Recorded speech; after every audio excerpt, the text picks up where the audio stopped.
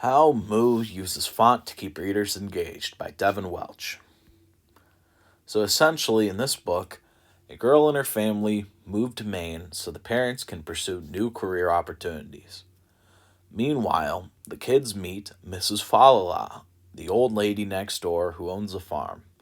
Despite negative interactions initially with Mrs. Falala and her animals, the kids start working on her farm and eventually grow to like Mrs. Falala and her ornery, very antisocial cow named Zora.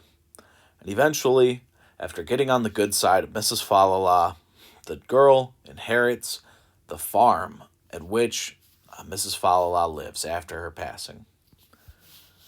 And that plot is not the reason I like Moo by Sharon Creech. The reason I like it is because of the style. It grips you and forces you to pay attention. And it is written in such a way that people who have issues visualizing writing can read it and get it more easily. And these are examples of that.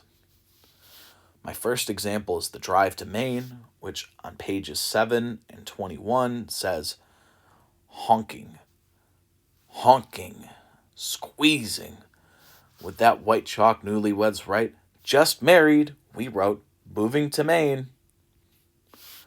So the use of honking rather than honking, it allows the reader to visualize the honking, the actual hitting of a horn, rather than just the loud honking as if someone were to write it in all caps. That would sort of read like somebody who is saying the word honking or yelling it rather than an actual honk. And then the utilization of the impact font creates a sensation of claustrophobia with the reader that is evoked through the font and is really illustrative of traffic and how it makes people feel. It is very useful in this regard, especially if any of the kids who are reading this have not had a significant amount of time in traffic, depending on where they or where they're living. Then lastly, the caveat font really illustrates how things are written in windows like that. And to us as adults, we may have a good grasp on how that would look, but kids might not be able to visualize that initially. So that really gives them a crutch to lean on when reading this. And then my example 2 is the first interactions with the cow, and Creech writes on pages 27 and 28, I imagined a cow was like a large lamb, soft, furry, gentle, uttering sweet sounds. But oh, not so, not so. One of the belted Galloways lumbered up to the fence and pushed its enormous head with its enormous nose toward us with a deep, loud moo. And that picture is from bestlife.com, and it is from an article that says Why Tipping Cows is Bogus and Other Popular Animal Myths by Sutton Travis. Figured I'd acknowledge where I got it. So, my example 2 shows how Sharon Creech gives an accurate portrayal of cows and how that subverts expectations because cows have been pacified in culture. They've been made soft like bears and lions and elephants through cartoons and toys, but cows are beasts. They're huge, and while they're domesticated, they aren't really made to interact with humans. They're just bred so that they can produce beef and they can produce dairy, so that they aren't really made to be social animals the way we breed them.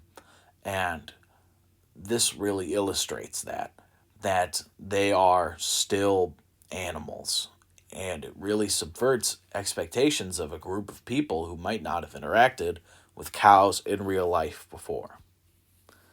My example 3, it is on page 269, and it reads, drip.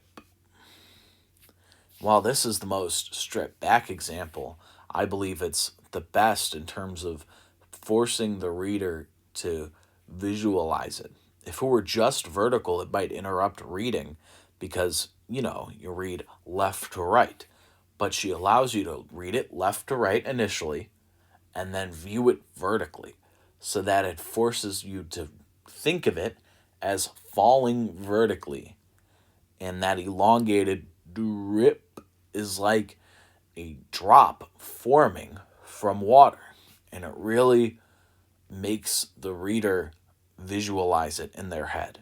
It could be a useful tool for kids who cannot visualize effectively.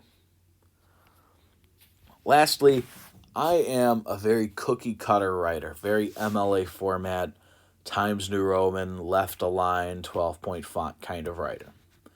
This really opened my eyes to a way of writing that is more illustrative and more vibrant than my own.